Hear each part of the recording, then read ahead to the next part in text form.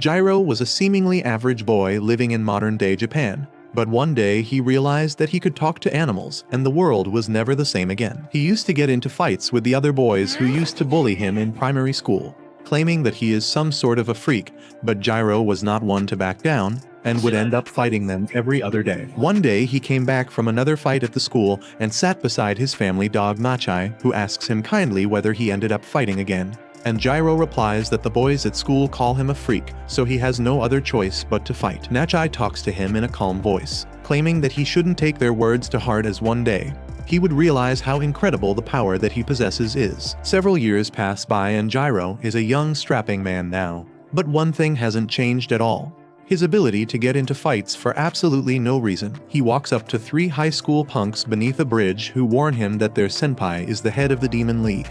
But Jirou seems completely unbothered as he picks his nose, and replies that he doesn't care and think that his senpai is just a prick and nothing else. Hearing this, the goon gets mad and tries to punch Jirou, but he is too fast for the punk and dodges the hit easily before kicking the man down into the river. The other 2 boys get a little scared, wondering what kind of ninja moves were that. But Jirou is not someone who backs off easily, and starts teasing the other 2 guys as well, forcing them into a fight. Both of them decide to attack him together, but they are no match for Jirou, who easily outclasses them and sends them all running beaten and wet. Suddenly Jirou hears the voice of someone from behind, thanking him for the help, and he turns around to see a crow and a cat walk up to him. The cat thanks him once again, claiming that lately those goons have been creating a lot of problem for them, but the cat is more worried about Jirou, as the goons might decide to take revenge on Jirou sooner or later. Jirou tells them not to worry about it, as he knows how to move around these situations. With that, he bids them goodbye and moves back towards his house. He finds his dad waiting for him, and immediately figures out that Jirou got into a fight once again. He starts shouting at him, claiming that he didn't teach him the art of being a ninja just so that he could act like a worthless punk and beat people up. Jirou gets mad and snaps back, claiming that no one cares about ninjas anymore and they are just a waste of time. This makes his dad mad, and he shoots some, throwing spikes at him in anger, which Jirou quickly dodges. His father takes out a katana and tells him that this is a family heirloom which has been passed down their bloodline from the Edo period, when their family received it from the shogun himself for bravery on the battlefield. He tells Jirou to act like an adult, as he is the one who would carry forward their family line. But Jirou smirks at his dad, claiming that the sword must be a harmless fake and nothing else. This pisses his dad off, and he unsheathes the blade, ready to show his son how real the sword is, while Jirou runs around and begs for forgiveness. After all was said and done, the dad forces Jirou to clean everything up and tells him that he is going to the town association meeting and won't be back till late at night, so he should lock up before sleeping. Jirou murmurs that he is not a child when suddenly the crow from earlier reappears and shouts at Jirou that they have an emergency. He claims that a cat in the woods seems to be in terrible condition and quickly leads Jirou through the forest, where he finds the cat laying on the soil in a puddle of blood. Jirou realizes that the cat is still alive somehow and wonders what might have resulted in this. He calls onto the cat, trying to make sure that it's still alive, and suddenly something happens inside the soul of the cat, as it seems like a demonic being just woke up. Jirou takes the cat back home and patches it up enough that it regains its strength slowly and finally opens his eyes. Jirou enters the room with some cat food and notices that the cat seems to have passed the most dangerous stage and should be fine now. He asks the cat what his name is, claiming that even stray animals have their own names, and the cat replies sarcastically that even if he told him his name, the humans are too stupid to understand any other language. Unbeknownst to him, Jirou is capable of understanding animal speech, and this freaks the cat out, and it hides beneath the bed, refusing to come out. Jirou tries to coax the cat out, claiming that he knows that the cat might be a little surprised, but he shouldn't be worried as Jirou is completely harmless. The cat feels for any sort of spectral energy but can't feel any, which means that Jirou is just a normal human.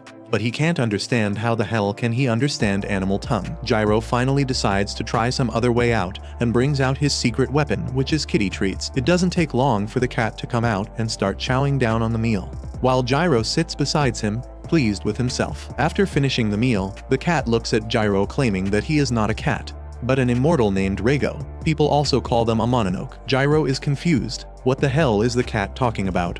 But Reigo explains that mononokes are magical beings that can take the shape of a human or an animal at will, and most of the humans have no idea about it. Some of them live amongst humans, while others prefer living in solitudes in the mountains or the woods. Jirou asks how he got injured, and Reigo replies that he was attacked by another mononoke. Jirou asks how did that happen, and Reigo replies that he doesn't have a good idea. He just knows that he was in a deep sleep for a long time, and he was woken up from his slumber and found himself completely surrounded. They wanted his assistance, but Reigo declined, so they ganged up on him and beat him to an inch of his life. Jirou asks why did he not help them, since they were also mononokes, but Reigo replies that he hates creatures like that, parasites that hide their weakness by hiding behind someone stronger. That strikes a chord with Jirou, while Reigo claims that he probably doesn't even believe him, so it doesn't matter. Jirou accepts that right now none of this makes any sense to him.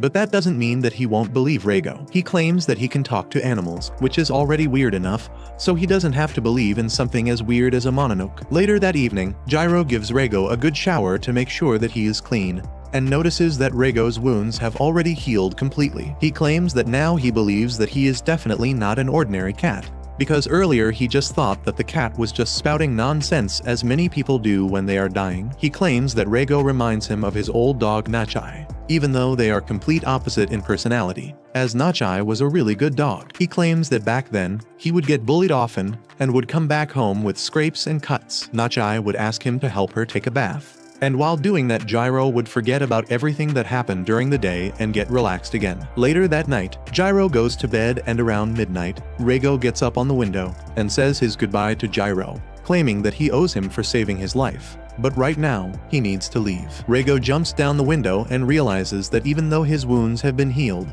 he is still not at the same strength as before. Before he could walk away though, Jirou appears behind him yawning, asking where is Reigo going. This scares the daylights out of Reigo, who asks how the hell could he get down so quickly. Jirou doesn't really care to answer though, and asks where does Reigo think he is going in that condition. Reigo claims that it's none of his business, and Jirou replies that he is the one who saved him. Reigo replies he never asked to be saved. Jirou did everything of his own accord, and besides, he wouldn't have minded dying back there in the forest. Jirou asks why he says so, and Reigo again replies that it's none of Jirou's business. Jirou gets mad and claims that he won't let Reigo go till he gets an answer. But this pisses Reigo off, who turns around bursting with demonic energy as he tells Jirou to shut the hell up and go back to sleep before he turns his windpipe into a personal scratching post. He tells Jirou that he shouldn't forget that he is a mononoke, a human eating specter, so it would be best that he gets away from him as soon as possible. Jirou is shocked to hear that, and just then another voice interrupts them. Jirou turns around and spots a huge man standing in the yard alongside them. Reigo realizes that he missed his opportunity to run away, while Jirou turns around to face the huge man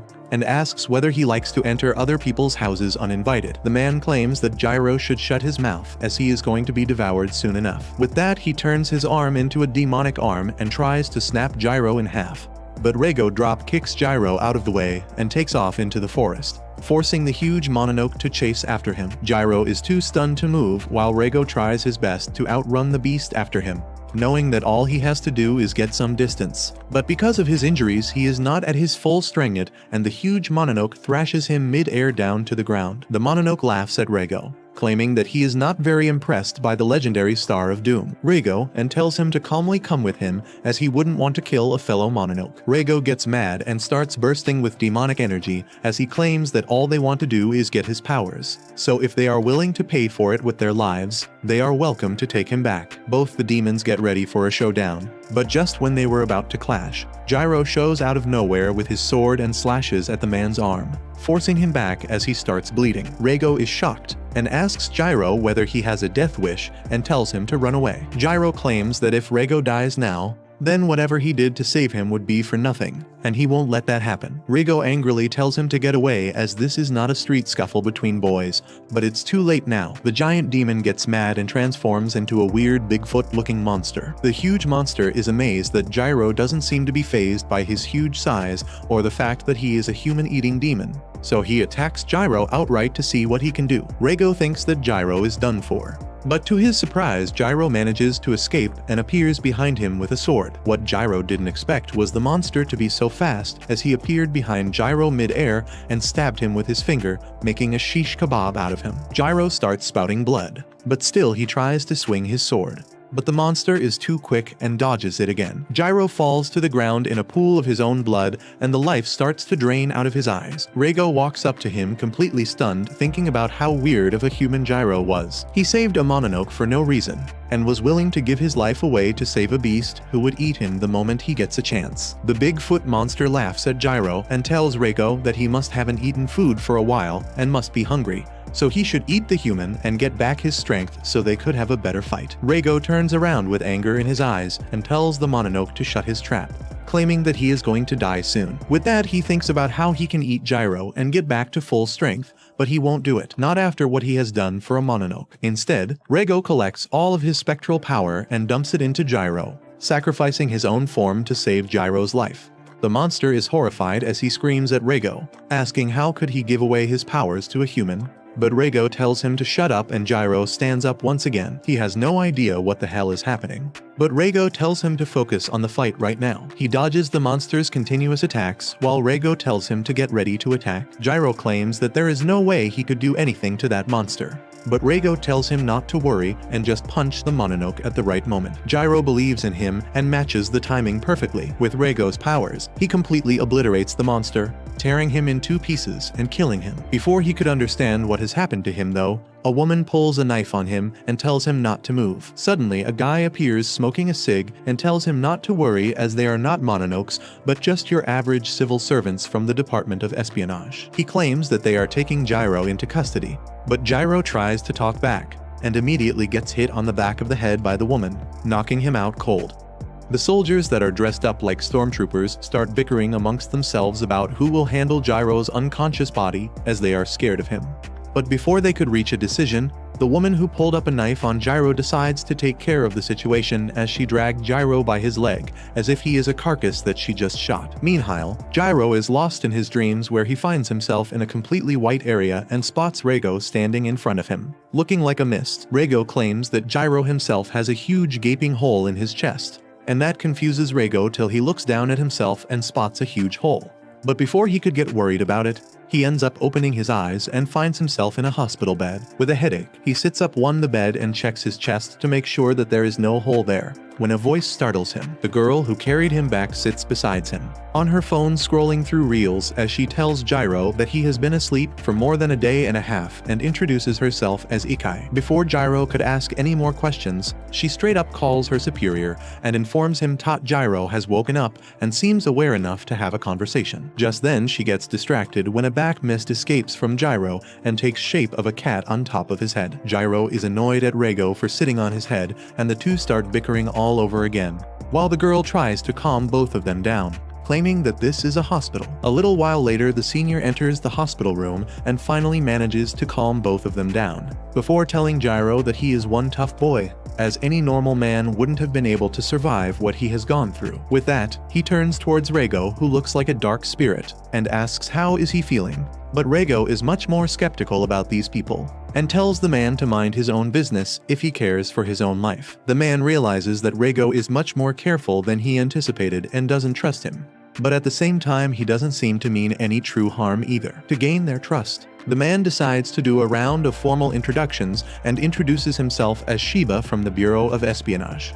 Jirou butts in, claiming that he knows who he is working for, as he said that already before. What Jirou wants to know right now is why they were taken in by them. Shiba is surprised that Jirou remembers all that even after being bonked on the head. He turns towards him and asks whether he knows anything about a group called Oniwaban. Jirou raises an eyebrow as he has heard his dad talk about them, and replies that he knows that they existed during the Edo shogunate and were undercover agents selected by the shogun himself. Shiba is honestly surprised that Jirou knows all that, and replies that their job didn't end with the Edo period. In fact, they were carried forward through time, even to this modern day where they are known as the Bureau of Espionage. He claims that finding intelligence and counterintelligence in their own country and outside the country is their bread and butter, and moreover, their job is also to find and destroy the mononoke. He continues that mononokes rarely create any big incidents, and big incidents are generally caused by humans themselves, so most of the time their job revolves around guarding VIPs and investigating dangerous organizations. Shiba claims that his particular department focuses on the mononokes,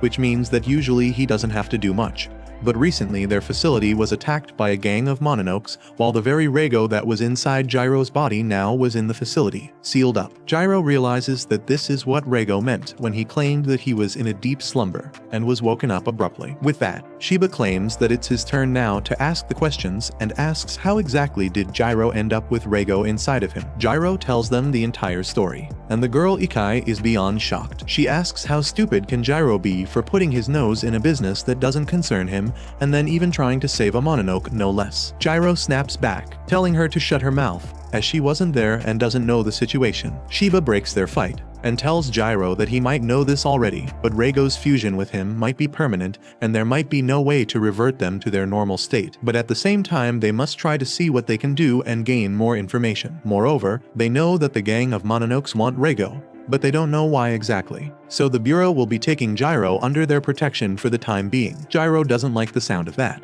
but Shiba claims that he doesn't really have much of a choice as a missing persons complaint has already been registered for him. He claims that Jirou will be shifted to a different facility the next day and warns that the hospital has multiple guards, so trying to escape would be completely useless. Jirou sits inside his hospital room all alone, bored out of his mind, thinking whether he will always be stuck in solitary confinement like this. Reigo laughs, claiming that he warned Jirou not to get involved, but he didn't listen. He claims that the Bureau is the one who sealed him away, so they are not going to treat Jirou like a human. And moreover, the mononokes who wanted to use Reigo's powers are still out there, and they won't sit with their hands tied and will surely try to get to Jirou. Before Reigo could even finish though, Jirou starts throwing a tantrum and gets up from the bed, telling Reigo to be ready as they are breaking out of here.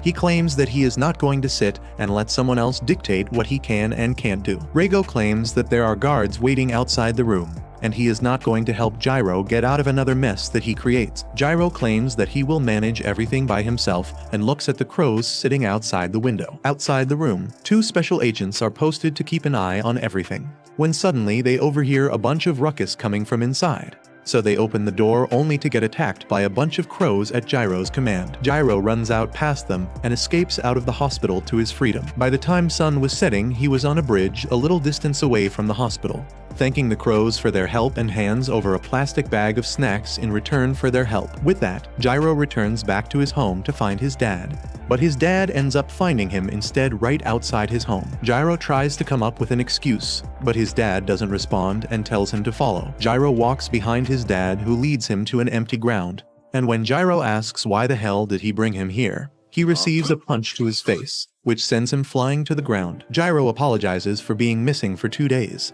but his father claims that Shiba has told him everything, and how he was taken by the Bureau of Espionage. He claims that he can't believe his own son is merged up with a mononoke. Jirou is surprised and asks how the hell does he know all this, and his father replies that he knows everything because he himself was a member of the Bureau of Espionage once. Suddenly Reigo comes outside of Jirou in his spectral form, claiming that he did feel weird about the old man and his deadly intent, and now he knows why he felt like that. The old man replies that he is not going to let the Bureau or a mononoke exploit him, so instead he is going to kill Jirou and Reigo before taking his own life as well. With that, he starts powering up while Jirou has no idea what to do. His father explodes into motion and tries to land an axe kick, but Jirou dodges away. It was not enough though, as the old man closes the distance before Jirou could ever react and lands a combo of punches that Jirou is not able to block. He falls to the ground again, bleeding from his mouth and breathing hard, while the old man claims that he was able to teach Jirou enough for self-defense and still had to train him into becoming a full-fledged warrior. But that dream will stay a dream. With that, he explodes into motion and jumps to finish Jirou off. But Reigo intervenes and uses his spectral claw to block the attack and push the old man back. He tells Jirou that the old man really intends to kill him, so he should start taking it seriously. Jirou gets pissed though and tells Reigo not to come out till he tells him to. He thinks about the time when he was young and would climb a tree to save a kitten, but didn't know how to get down. His father was always there to catch him in case things went awry. He got scolded about it, but his father was always there. The old man looks at him menacingly, claiming that for years he fought against his fellow men and the Mononoke in the Shadow Realm, a realm which is hell itself, and he did all he could to make sure that Jirou was kept away from that. But now he has spilled water all over his plan by meddling into things that he shouldn't have. Jirou smiles, claiming that he has no regret and promises to get out of this situation on his own. The old man gets pissed and rushes at him to land a punch, but instead of dodging, he headbutts the punch to try and slow down the momentum. But the old man is too strong, and Jirou is thrown back. Thankfully, he regains his balance mid-air and stands once again, blood running down his forehead. The old man realizes that Jirou is not going to back down even if he dies, and decides that he can't do anything about it. He admits defeat, claiming that he is the one who lacks the resolve, before walking off the ground. By the time night falls, Jirou is back in his hot tub, enjoying a soak when Reigo tells him not to go running to the death's door so eagerly because then Reigo saving his life would be completely meaningless. Jirou smiles and calls Reigo his partner, claiming that now they are both in it together. Meanwhile, the old man gets a call from Shiba, who claims that they were worried when Jirou escaped the hospital. But if he is at his home, then everything should be alright. He claims that they are going to send in a car tomorrow to pick Jirou up, as he is now going to be one of them, and someone that they very desperately need. The next morning, he wakes up early to pack everything up, while Reigo questions whether he thinks this is a good idea. Jirou, on the other hand, doesn't seem like a person who cares too much about thinking things through, but Reigo warns him that he has no idea what these people are, and now that he has Reigo's powers as well, he is one of a kind, and they have no idea what these people might or might not do to him. Jirou smirks, asking whether Reigo is developing a soft spot for him, but Reigo immediately tells him to shut his mouth. By the time he packs everything up and goes down to meet his dad, Ichai arrives looking all annoyed, claiming that she is here as his guard and chaperone, to make sure that he doesn't do anything idiotic like running away. She shows him that the company truck is waiting outside and that he will ride in the back with her. Jirou gets annoyed by how she looks at him as if he was an insect, and turns around to say goodbye to his old man before leaving with Ichai. His dad tells him not to die, and Jirou tells him that it's not that easy to kill him before leaving his house to start his new journey. As soon as they get inside the truck and it starts moving, Ichai puts on a pair of handcuffs on Jirou, surprising him as he asks why the hell is he being treated like a prisoner. Ichai wonders out loud, why the hell did she get the job of escorting this idiot, and claims that he feels like a prisoner because he basically is a prisoner. Jirou is confused and asks what the hell is she talking about. Ichai replies that the Bureau is an agency made to fight against the mononoke, and right now, he is half human and half mononoke, so technically he is nothing but a prisoner mononoke for them. She claims that she has no idea what the higher-ups see in him for allocating so many resources on him, but she takes her work very seriously and will do everything as it needs to be done. Jirou looks at her and claims that he is being nice to her just because she is a girl, and if she was a guy, he would have dealt with her by now. This enraged her as she punches the truck wall right beside his face, causing a dent and scaring the crap out of him. She tells him that there are two things that she hates the most. Number one is mononokes, and number two is sexist pricks like Jirou. She tells him that to her he doesn't even exist,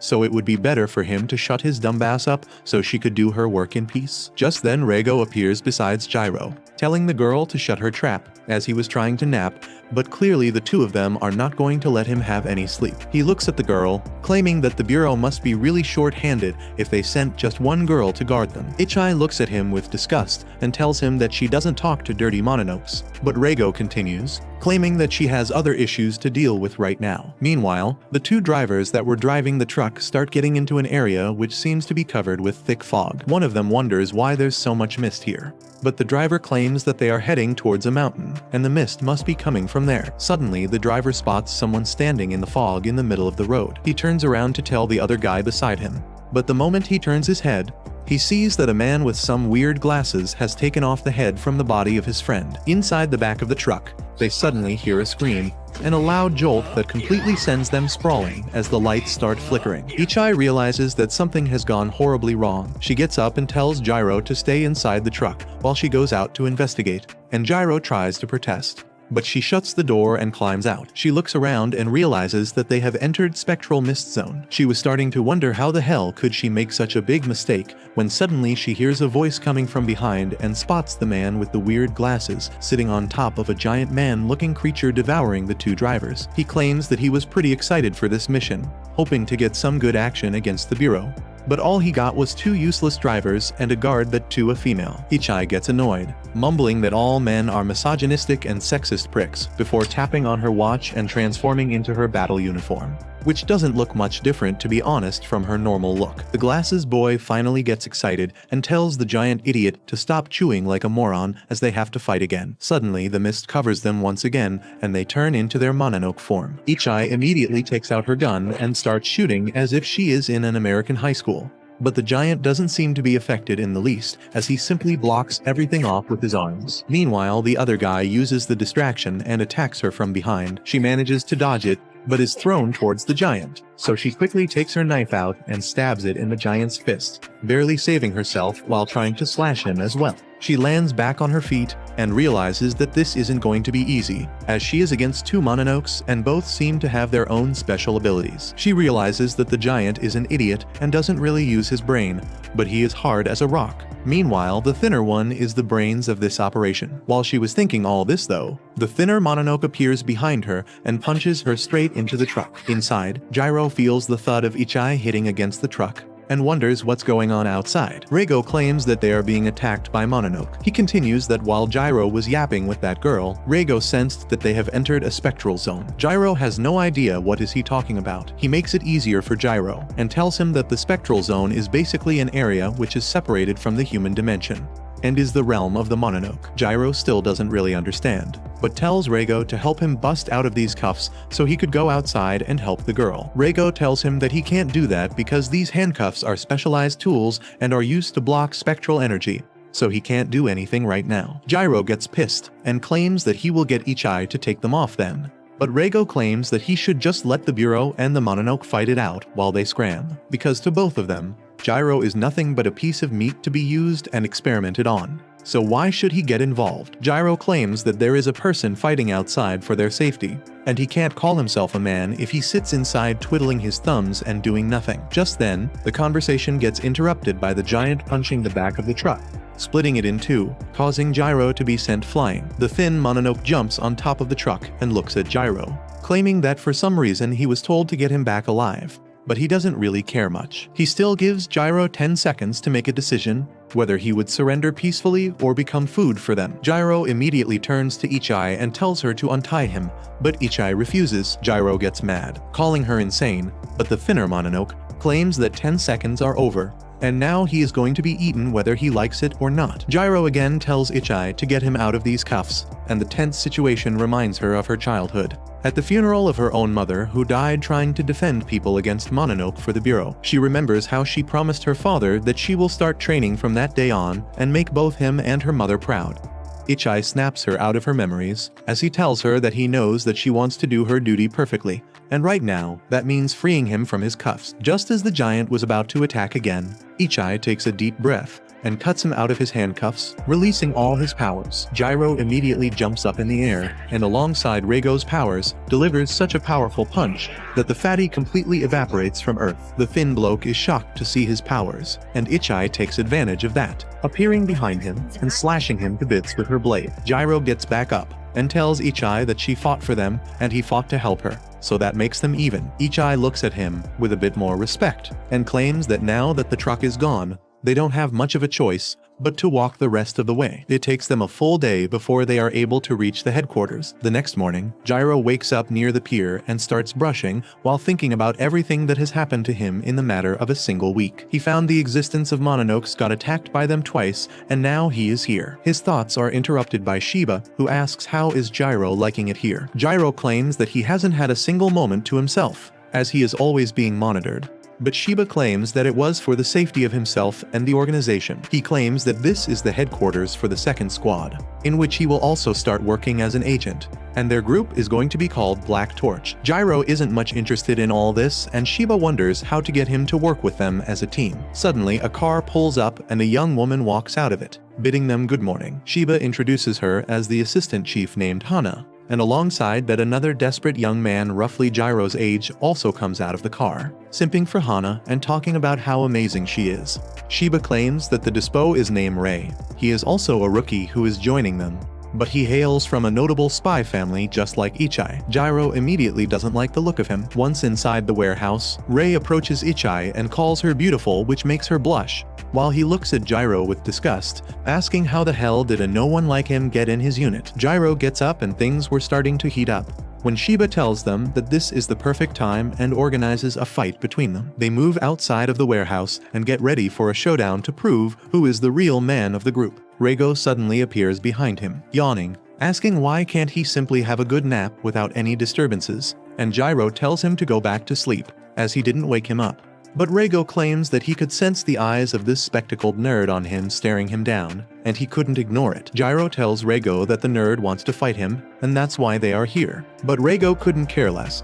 Rei gets ready with his sword, and Jirou asks Shiba why the hell does Four Eyes get to have a weapon while he is without. Shiba replies that Rei belongs to an old family who served the shogun, and his family specializes in the art of sword fighting. He claims that Rei's ancestors were the ones that taught the shogun and the princes how to fight with a sword. Shiba claims that the nerd likes to fight with a sword, but it's no matter as Jirou can grab a weapon of his choice as well. Rei excitedly tells Jirou not to hold back and use the brand new weapon that he has acquired, pointing at Reigo. Jirou responds by telling him that Reigo is not a weapon and is only a cat, who has nothing to do with this duel as it is between the two of them. Jirou turns towards Reigo and tells him not to interfere during the fight. Reigo claims that he doesn't care and is heading back to sleep. With that, he disappears. Suddenly, Rei drops his sword to the ground and turns around, claiming that it isn't going to be fun this way. Jirou is confused, and the nerd replies that it's a handicap, since if Rei fights like his usual self, it would be over too soon, and it won't be any fun for the spectators either. He claims that he would even close his eyes to make it more of a contest. This pisses Jirou off completely as he gets ready,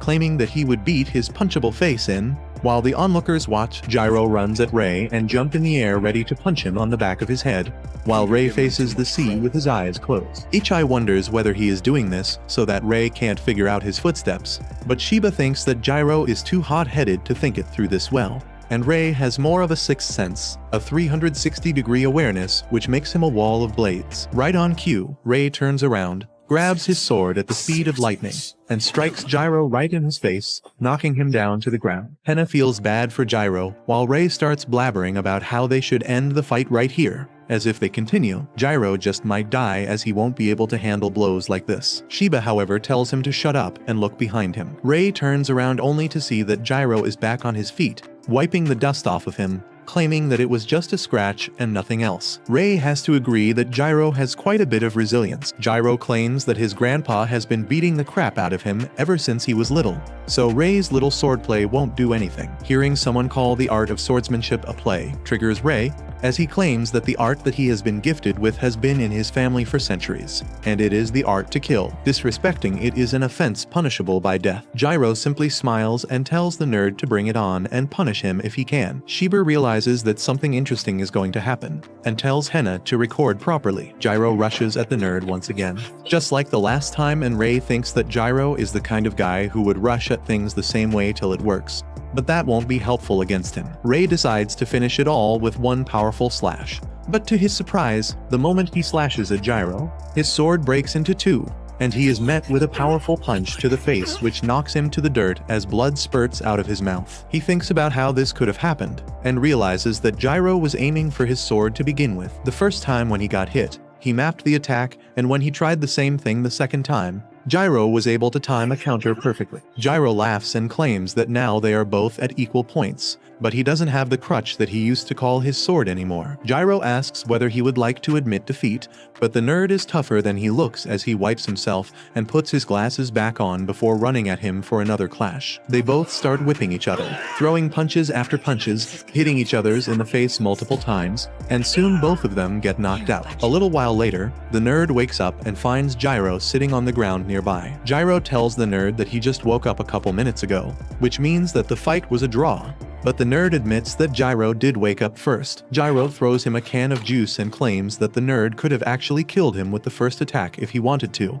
And the only reason why he was able to break his sword during the next attack was because it was a wooden replica. If it was an actual sword, he would have been done for. So like a gentleman, Jirou accepts his defeat. The nerd is actually surprised by the maturity that Jirou suddenly showed, but that all goes away as soon as the nerd tried to open the can, and the soda splashes all over him, while Jirou laughs like a maniac, claiming that he shook it a lot before handing it over to him. Rei throws the crushed can back at his face, and together they both go inside the shed. Back inside, Hena seems worried about the two boys, wondering whether they would do well. But Shiba claims that today was just a fun activity, The real test will begin tomorrow on the field. Hena is surprised, claiming that the two boys are still complete rookies. But Shiba claims that live missions are the best sort of training for anyone. The very next morning, Jirou, Ichai and Rei get suited up for their first mission as a team, and Hena can't contain her excitement as Shiba briefs them. He tells them to hold the button on their left wrist, and immediately the suit transforms into their everyday clothes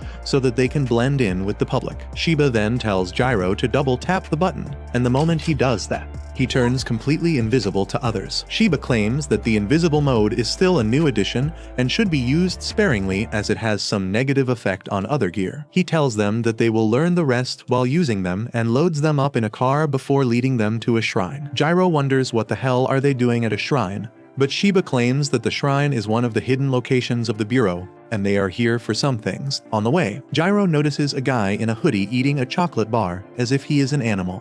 But he ignores the man and moves on. Shiba comes across one of the agents and starts begging him to let them use the facility. The agent is a little hesitant, claiming that Special Operation Division 1 team is supposed to come today and nothing good ever comes out when two teams collide. Shiba claims that they would be out before the first division comes. Jirou asks Ichai what the hell is the first division team, and she replies that it's basically the Bureau's best operatives. They have the most manpower and the agents are all cream of the crop, which is basically the opposite of their Division 2 team. Shiba takes them inside and through hidden staircase, leads them to an underground chamber below. He turns around and asks Reigo if he will be okay, and Reigo immediately appears and tells Shiba that to shut his trap up. Shiba laughs and opens a vault before revealing that this is the place where Reigo was sealed. Jirou spots a huge rock in the middle of the room, and Shiba explains that this is one of the few sanctums with these special rocks that subdue spectral energy, leaving the mononoke completely defenseless. With that, he claims that he is taking Ichai with him to question some people above,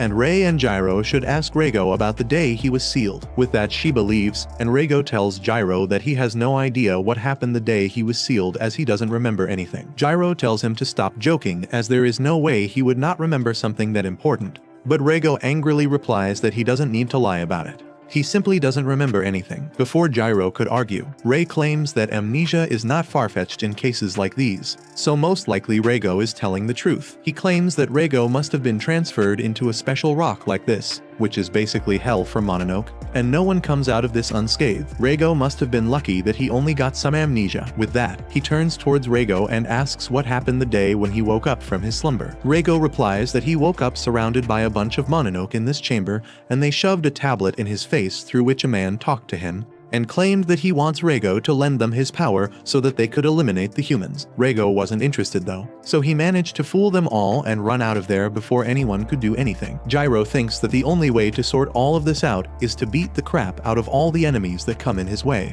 while Rei shouts at him and calls him an idiot for thinking that way. Suddenly, they are interrupted by the same man with a hoodie that Jirou saw earlier. He drops his chocolate and suddenly appears between Jirou and Rei while talking to Reigo. Both Jirou and Rei react with a punch, but the guy is too fast and he disappears and appears in front of them again. Reigo tells Jirou that he needs to be careful with this one, but Jirou is excited to fight as both him and Rei transform into their suits, wondering what kind of a mission would this turn out to be. The hoodie guy looks at them with a smile on his face and introduces himself as Koga, the guy who is going to become the lord of all the Mononoke in this world. Jirou asks Rei what the hell is he talking about, but even Rei has no idea. Koga continues babbling about how they would need a little bit of extra power first, and that's where Reigo comes in, as he is here to take Reigo to get that extra push and rule the other Mononokes. Jirou laughs at Reigo, claiming that someone seems to be in love with him, while Rei thinks about the possibility of Koga trying to deceive them. But as far as he could tell, he seems to be speaking honestly. Rei speaks up, calling Koga and asking why exactly does he want Reigo for himself, and Koga replies that humans must be dumber than their look, as the answer is simple. Reigo is awesome, a badass, and that's why he wants him. Rei turns to Jirou and claims that Koga seems to be intellectually challenged just like him. Koga continues claiming that Mononokes are not as fragile as humans and are kind of immortal. They will die if you chop them up into pieces, but their spirit survives, but slowly dims out because they have no food. Reigo is different in that regard. He is basically a spiritual generator and won't run out of spiritual energy. That's why if a Mononoke manages to get a hold of him, they will become actually immortal, and he aims to do exactly that. He suddenly grows a horn out of his head and claims that he will become immortal and will stand at the pinnacle of all Mononoke. Jirou gets ready to bang it out, but Ray tells him to be careful as they don't know who else is with him. But before he could continue his thought, Koga appears in front of him as quick as lightning and kicks him straight in the chest, knocking the breath out of him before kicking him again, blasting him near the spectral rock. Before Jirou could respond, Koga grabs him by the face and shoves him into the ground, claiming that he has no use for him apart from the fact that he still has Reigo bonded to him. He then turns towards Reigo and picks him up like a stray kitten and starts talking about how he would soon free Reigo from the idiot that he is attached to, and then together they can rule over all the other mononoke. Reigo, however, crushes his dreams by calling him a wacko, claiming that he is not going to work with him and he doesn't want to become a king to anyone, so he could take his kingdom elsewhere. Hearing this, Koga starts crying and shaking Reigo, asking how the hell could he say something as insensitive as that. But just then, Jirou tells him to shut his mouth as his voice is irritating and grabs his feet to prevent him from moving away. Just then, Ray gets into position as well, and with an incredible speed, he sends an aerial slash towards the mononoke, pushing him off of Jirou and causing some damage. He tells Jirou that Koga must be a truly formidable opponent, as his attack should have sliced any normal mononoke into two halves, but it barely scratched Koga. He claims that sooner or later the people above will realize that they are in trouble, but they can't wait for their help, and will need to deal with this issue by themselves. Koga shouts at them to shut up, as he claims that humans are all weaklings, but they pretend to be strong just because they outnumber the mononoke and think that they own this planet. He turns towards Ray and claims that he is going to die first, but Jirou will have to live, as he is going to be a carrier for Reigo. But he is going to remove Jirou's hands and feet for his own convenience. He claims that now he will show who is the master and who is the servant, and with that, he uses his blood to create a huge weapon, ready to attack. He jumps at them and swings his huge spear, while both Jirou and Ray dodge out of the way. Through the dust, Koga continues his assault and decides to go after Ray first and attacks him. Ray manages to block the attack with his sword, but the attack was so powerful that it snaps his sword into two pieces. With that, Ray has nothing left to defend himself with, and Koga thrusts his giant weird-ass spear in his stomach, blasting him back on the ground. Ray spills blood from his mouth, realizing that Koga is much stronger than he initially thought, but Jirou comes to his defense and tries to attack him from behind. But Koga is too quick, and manages to block the attack with his spear, before getting mad at Jirou's power and punching him back, asking where the hell is the power that Reigo gave him. The punch sends Jirou flying and down on the ground once again. Koga walks towards Reigo, claiming that soon he will take him out of the pathetic human, and he will feel alive once again, but Jirou manages to get back up once again, claiming that he is not his suitcase for carrying Reigo. With that, he calls on to Reigo's power, and Reigo agrees that Koga is pretty demented and needs a good beating. The combined power creates a black aura around Jirou's fist as he hits Koga straight on, causing a huge dust cloud to erupt. Ray is shocked by the power of Reigo, but as the dust settles they realize that Koga ate that shot up and got pretty injured. But he is still completely fine. He starts acting weirdly again, telling Jirou to please hand Reigo over as he loves the power that Reigo has. But Jirou refuses. Suddenly Koga realizes that reinforcements are coming, and right now he is not in the condition to deal with them, so he decides to dip for now. He tells Jirou that he should take care of that mouth, as it will get him killed one day. With that, he creates a portal and gets out of there just as Ichai runs in with another older man named Toke, who is from the first squad. They get out of the facility and sit back outside near the shrine, while Shiba talks to the leader of the first squad, who warns him that his antics will result in a disciplinary hearing. He tells her to take it easy, but she simply rolls off in her whip, leaving Shiba and his team behind. Shiba turns around thinking about how in his mind, both Ray and Jirou qualify the entrance test as they manage to hold their own against a seriously powerful mononoke. He asks Ray if he is doing alright, but Ray didn't like his performance, as he thinks about how completely useless and powerless he was while the mononoke was beating him left and right. He thinks about how if it was not for his uniform, he would have been dead by now. Ichai thinks about how if she was strong enough, she would have realized that something was wrong and might have been able to help him. While Jirou thinks about what the hell Koga wants from him and Reigo, Shiba tells them not to worry about what happened today as it was just a team bonding exercise, and now he knows that they will be able to work better as a team. The next morning, he gets them ready for a training session, claiming that today would be the day for conditioning. Before he could properly explain what was about to happen during the training, a young girl appears on top of the facility, laughing and jumps down towards them hoping to glide or something, But obviously the little idiot straight up crashes on the ground before getting back up, claiming that she will be training them today. With that, she goes and sits on top of Shiba's shoulders, while Shiba explains that the girl is named Fuyo and is a mononoke. He tells them that while the Bureau eliminates any mononoke they see, they also spare the friendly ones and take a more collaborative approach with them. Fuyo warns them that she is not the one to bow down to any humans, as should be apparent by the fact that she is sitting on top of a human. She then turns around to face Reigo and claims that he looks quite cute and cuddly for a dirty stray. While Reigo calls her a tiny pipsqueak, they both start arguing against each other, calling them names, but Shiba tells them to stop as the training is about to begin. He tells the three rookies that mononokes are capable of inducing hypnosis and hallucinations, so every agent should be capable of breaking free of such things. Today's training session would be about that itself. The objective is simple: get out of Fuyo's hallucination spell safely. With that, Fuyo gets ready and casts a flowery spell, which encases all three of the rookies into a closed lotus. Once inside, Rei finds himself in a shallow pond surrounded by lotuses. He walks forward wondering what kind of a world is this, and how will he be able to break out of here. Suddenly, he finds himself at the edge of the pond and spots a familiar-looking cave in front of him. He tries to remind himself that this is just an illusion.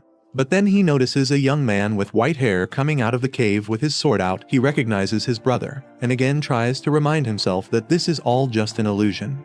But his brother calls out to him before jumping in to attack, while Rei barely manages to get his sword up in time and defend against his own brother. Meanwhile, Ikai is in her own dream. She spots her younger self gardening happily with her mother, who asks Ikai whether she wants to be a gardener when she grows up.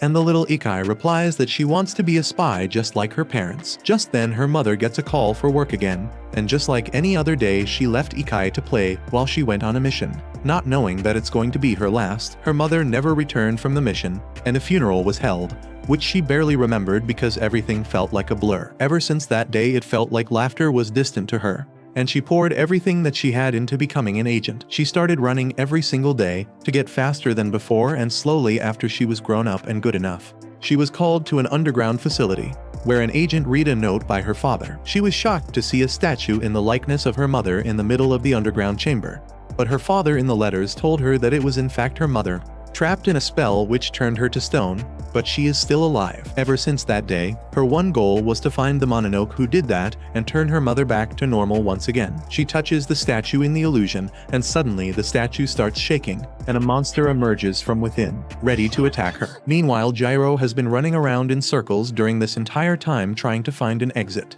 when he suddenly ends up coming face to face with a huge shadowy demon. Reigo seems to recognize it, but he knows that they are in a hallucination, so it can't be real. Jirou, however, doesn't really care, and gets ready to smash it to pieces. Back near the cave, Rei remembers how it used to be when he was younger, always sparring against his twin brother Shin, who was just minutes older than him, but was better at sword fighting than he ever was. Shin easily knocked Rei to the dirt every single time. One such time he remembers how after being bloodied up, their father praised Shin for showing excellent swordsmanship.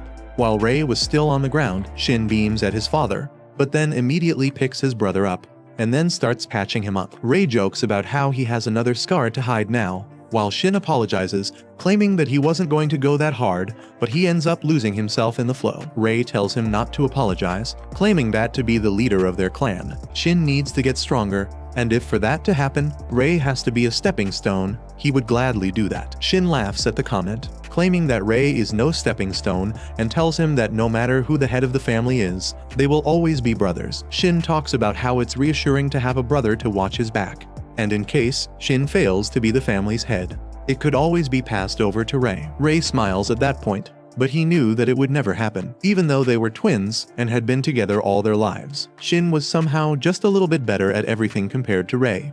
And at this point, Rei has accepted that he will always have to live in the shadow of his brother, and he doesn't feel any worse about it anymore. Things continued like this, when finally the day for the Rite of the Sword that decides the succession arrives. The Rite of the Sword is a special ritual for his family, as it chooses the new head for the family, and it happens in the dark cave surrounded by trees behind their house. In the deepest parts of the caves, a special blade which is protected by his family for generations is sealed. The name of the blade is Hell Tempest. Long ago, that blade got possessed by a mononoke, and the task to complete the rite of the sword is to overcome the spirit within and control the blade. Rei remembers seeing the rite of sword once when he was very young, but the only thing he remembers from that day is how scared he was. Their father prepares Shin for the rite, telling him that the curse within the sword grows stronger by each passing year, so he would have to resist the curse with all his strength. Shin smiles and claims that he will be back in no time, and goes inside the cave with a happy spirit, while Rei stayed outside, knowing that Shin will overcome the spirit no matter what. Shin was correct that he won't take much time,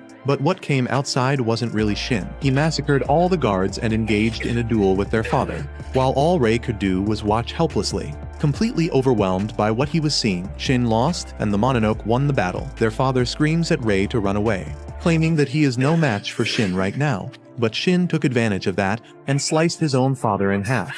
While all Rei could do was watch, Shin looks at Rei with tears rolling down his face, as he tells Rei that father was right, and he is no match for him right now. That's why he tells Rei to train as if his life depends upon it, so that one day he could kill him. With that, Shin turns around and walks back into the forest, while Rei screams at him to come back. Back in reality, Rei clashes with his brother's illusion, while Shin tells him that there's no point in fighting as he can't defeat him. But Rei focuses his mind, reminding himself that this is merely a figment of his own imagination and not his real brother.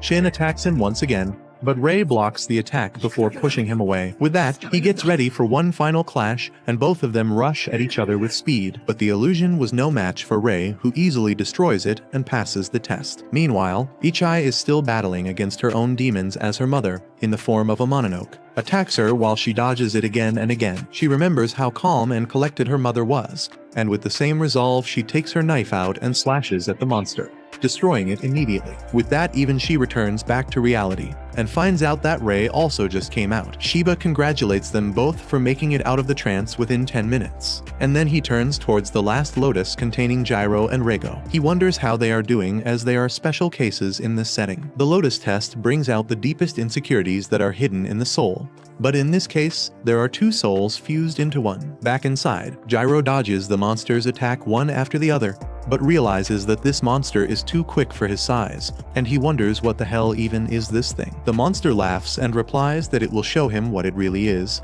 and with that, it explodes and starts chasing after Jirou, while he runs away. Back outside, Fuyo realizes that something has gone wrong, and as she opens her eyes, she notices that her pink lotus has turned jet black. Shiba asks what's wrong, and Fuyo replies that she has lost control of the lotus, and she thinks this is because of Reigo. She claims that usually she has full control of the situation and can abort the training session if things get too dangerous, but right now, she has no control over the situation, and Jirou will have to break it out of this on his own. Otherwise, he would be crushed within the lotus forever. Back inside, Jirou and Reigo are suddenly transported to another era. They look around and find themselves near the shrine where the black obsidian rock in which Reigo got sealed was. But instead of being underground, it was on top of the shrine, high and mighty. Reigo has no idea where they are when suddenly they hear the voice of a young man running up to the temple and thanking Lord Reigo for the bountiful harvest that their village got. Reigo and Jirou are shocked to hear this, but what's more shocking is that Reigo appears near the shrine and tells the young man that he doesn't have to come here every single day and that he hasn't done anything for the bountiful harvest. The young man smiles and responds that in the other villages, the Mononoke and the demons are fighting and killing humans day after day, but thanks to Reigo they are too scared to come to this village, keeping the people here safe. Reigo looks away and claims that he isn't doing all this to save them or anything.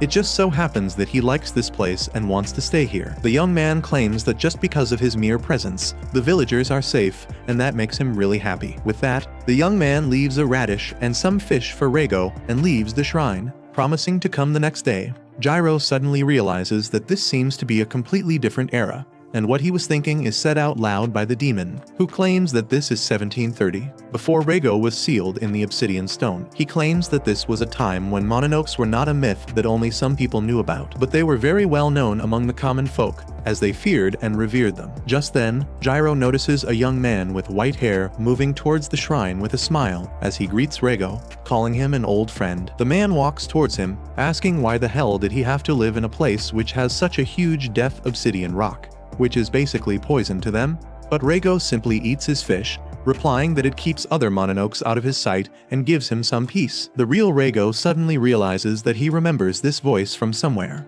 And after thinking, he remembers that this is the person who contacted him right after he was released from the rock. The white-haired man tells Reigo that the humans are changing their behavior and are actually killing mononokes now.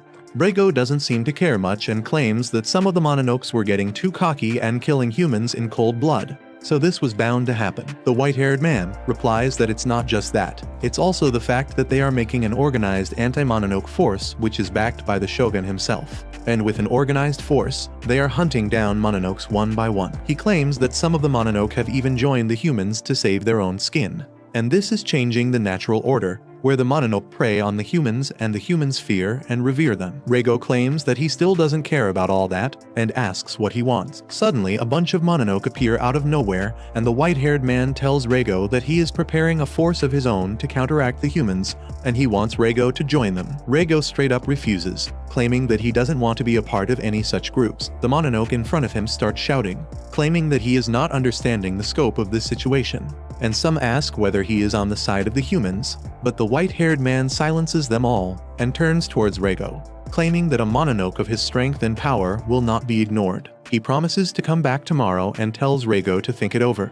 But Reigo tells him not to return as his answer won't change. The next morning, Amagi, the white-haired man, returns back to the shrine, claiming that he has come here for his answer, and to know whether Reigo would join them or not. Reigo tells him once again that he is not interested, but he then notices blood dripping from his hand, while Amagi laughs, claiming that the village is really nice, fertile and filled with humans, so he had a snack on the way. In his hand was the severed head of the young man who brought Reigo fishes every single day. This pushes Reigo over the edge, and he transforms into a huge monster, making Jirou realize that the monster they were fighting before was none other than Reigo himself. Amagi immediately turns into a mononoke, while Reigo charges a magical spell and blasts Amagi straight on in blind rage. The strength that Reigo possessed was so strong that every single thing in the area, the shrine, the mountain, the forests, all the mononokes that Amagi brought, and even every single villager was completely demolished. Amagi himself lost an arm and was in terrible state, claiming that Reigo is just as strong as he imagined. But now, with the destruction of the entire village, the humans will turn against him and will eventually hunt him down. So the best course of action for him would be to join the mononoke. But Reigo thinks for a while, remembers how the young man called him the saving grace of the village, and with the carnage he just committed, he decides that he is not going to take any sides, and walks towards the Death Obsidian. Amagi shouts at him to stop, but Reigo fuses with the Death Obsidian, sealing himself in the rock for an eternity. They soon return back into the dreamlike state with the ghost of Reigo in front of them, mad at the fact that Reigo fused with a human and took a side when he decided that he would never choose sides. The monster attacks them, but Jirou jumps out of reach and asks Reigo whether they should end this charade. Reigo gives Jirou all his powers and they get ready to fight. Back outside, Fuyo continues her hardest to regain control over the lotus, but fails repeatedly. Just then, a crack emerges on the Black Lotus, and a huge demonic hand breaks through the lotus, followed by Jirou and Reigo coming out,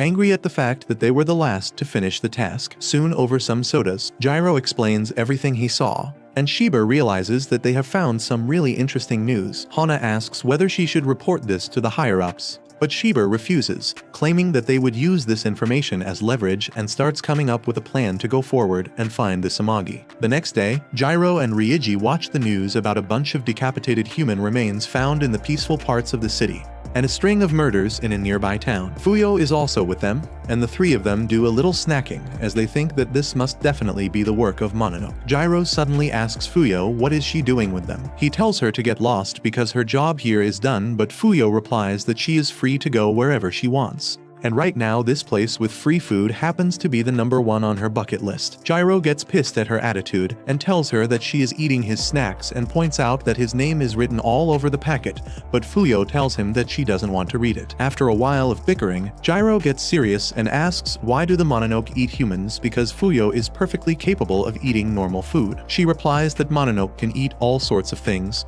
but there is nothing like humans' vital energy when it comes to increasing their strength and leveling up. Jirou recalls that Amagi said something like that while they were in Reigo's dreams, and Ryuji realizes that the recent murders are not just a random act of warfare, but the Mononoke are actually gathering strength. Just then, the news reporter shares breaking news and says that a mysterious fog is surrounding the nearby city of Hirasaka, while all the roads leading to it have been completely closed off. At the same time, Shiba is meeting a blonde baddie named Toko, who is his superior. He gives her the report about the training incident with Jirou and Reigo, but Toko is not interested in that. She figures out that there is something else that Shiba is hiding from her, and he ends up telling her about the mononoke named Amagi. In exchange for that information, he asks Toko to let his team join the investigation on the recent homicides that she is conducting. Toko immediately refuses, but Shiba asks her to hear him out. He claims that his team has shown real results till now, and on top of that, all incidents where mononoke are involved fall under their jurisdiction. He tells Toko that she could give his team a chance to prove themselves,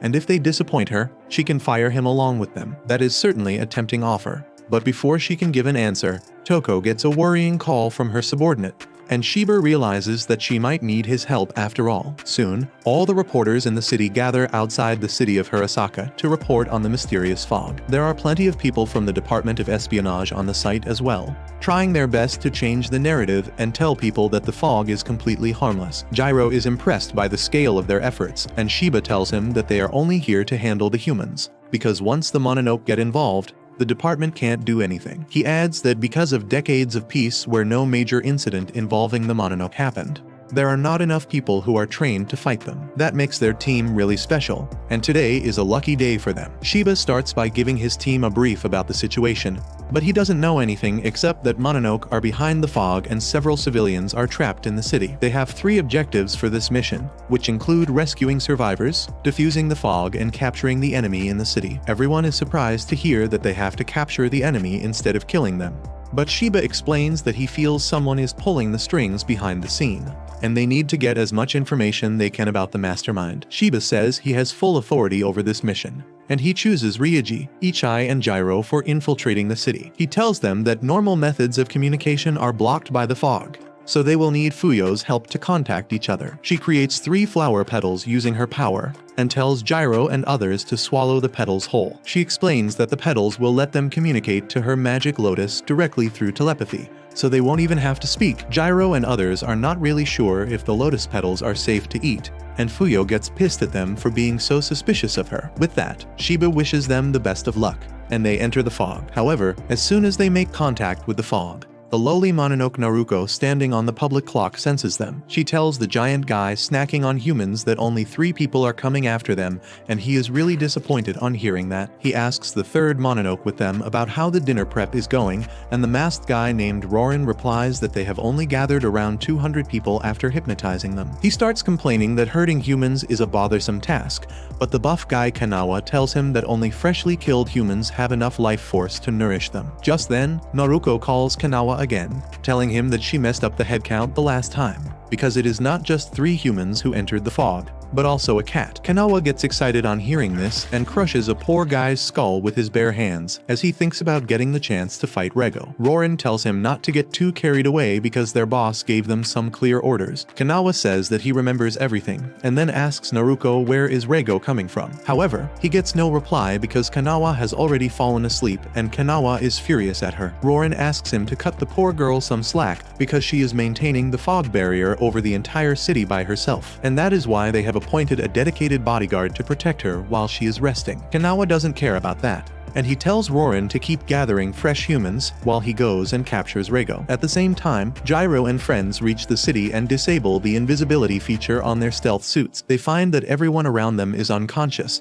and they don't wake up even when Jirou tries to rattle them. Ryuji says they must be under some sort of spell, so they need to find the spellcaster and defeat them first. Ichai says that it will be hard to find the spellcaster in this large city, when suddenly, Reigo wakes up from his nap and asks why is the air here so stinky. Ichai gets excited on seeing him and asks him to become their mononoke radar to finish their mission quickly. Reigo sees no issue with that, and he figures out that there are 4 mononoke here, but he can't pinpoint their exact location. He can tell that one of them is controlling the fog, another is controlling the humans, and the other 2 must be the combatants. Ryuji suggests that they split up to search for the mononoke, but just then Jirou spots some crows feasting on garbage in peace because all the humans are asleep. He decides to enlist them for their mission, and Ichai and Ryuji feel like they are watching a Renaissance painting of a man talking with crows. Jirou gets the info he wants within minutes after bribing the crows with some fresh snacks. He tells his friends that 2 mononoke are hurting humans at the intersection, while the other 2 are in the central park. He suggests that they split into 2 teams, and Ryuji immediately says that he and Ichai will go to the intersection, while Jirou and Reigo can go to the park. Jirou knew he would say that, and he agrees with the plan. But just as they are about to split up, Kanawa lands right behind them, leaving them startled. He looks at everyone one by one, and a wide grin spreads on his face as he sees Reigo. Jirou tells his friends that plans have changed, and they should split up to cover the intersection and the park, because he and Reigo will stay behind to deal with this absolute unit. Ichai says they can help him fight, but Jirou knows that Kanawa wants to fight Reigo, and he plans to fulfill his wishes.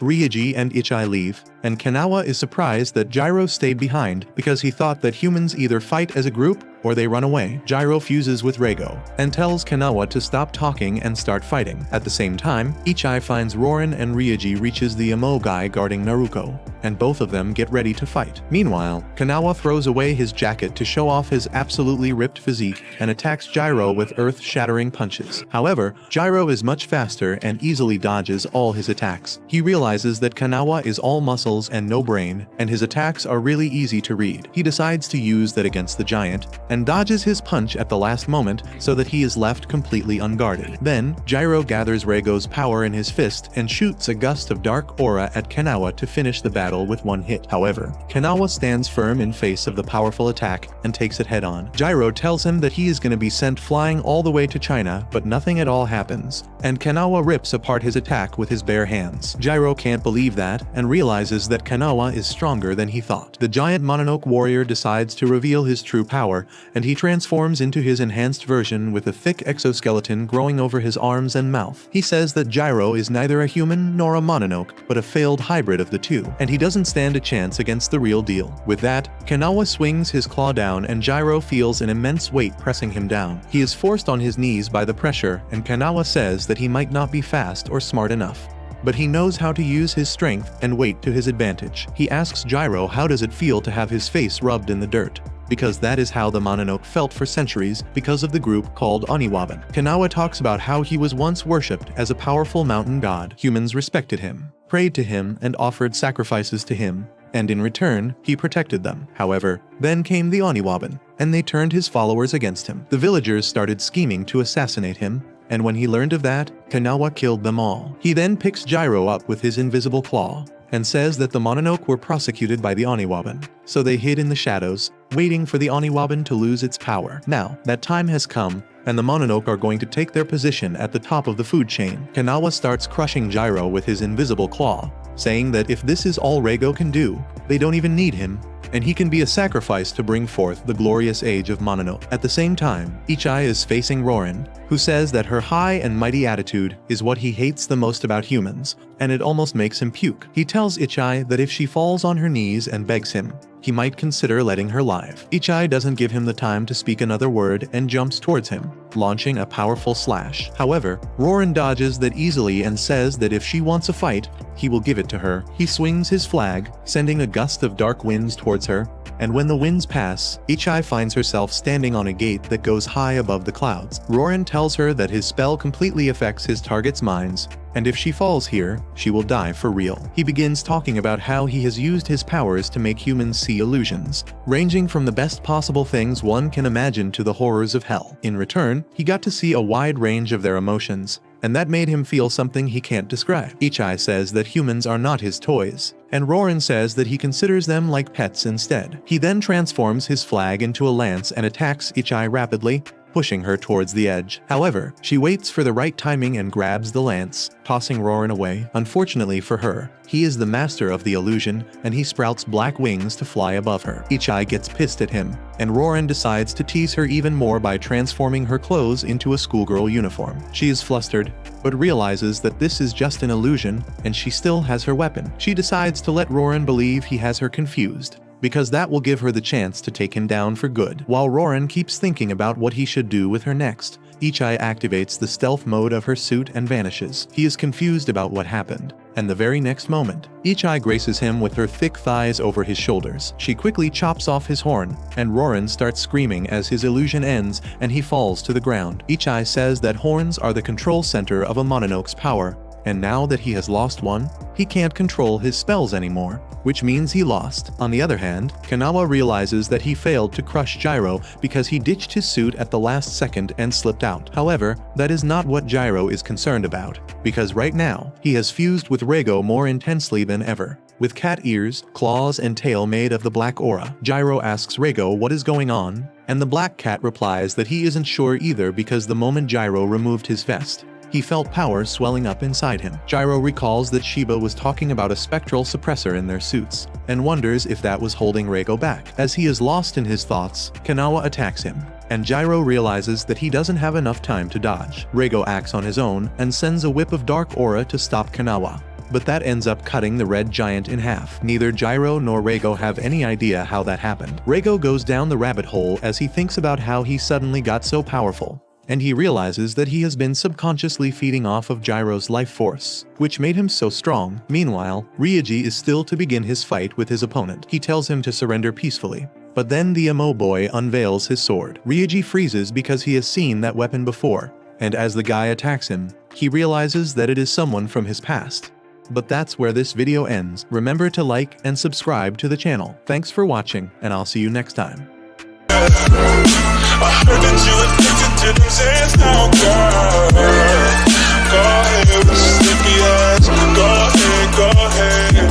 Shawty, give me a reason.